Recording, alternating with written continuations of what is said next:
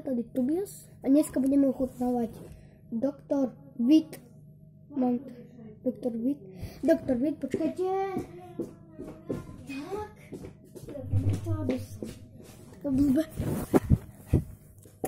Takže, čo ma napadlo? Kúpim si Dr. Witt. Kúpim si zajtra poťak. Čo ma napadlo?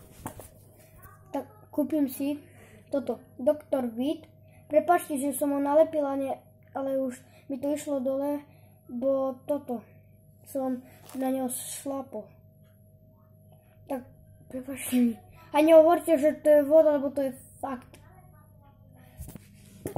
Takže ideme chutnúť. Fyzikoporu. Hlavne, prosím, dajte John Mariánek odberateľov, hej. Takže. Dobre. To je extrémne jak... To je jak citrón. A tu je aj napísané citrón, kamo. No, takže ideme.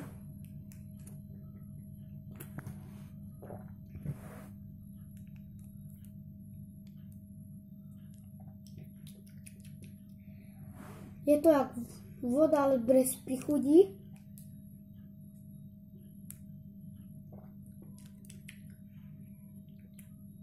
Je to strašne hnusné. Extrémne to je horké. Ty vodo.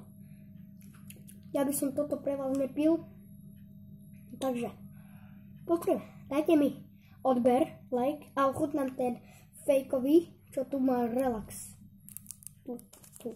Takže ideme sa ešte raz napiť. Pijem. Je to strašné. Aha, je horké.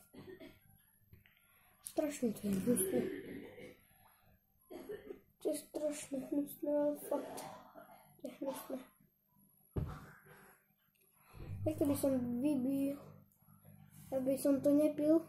Ale keď chcete, to si to kúpte. Za euro 50 či koľko.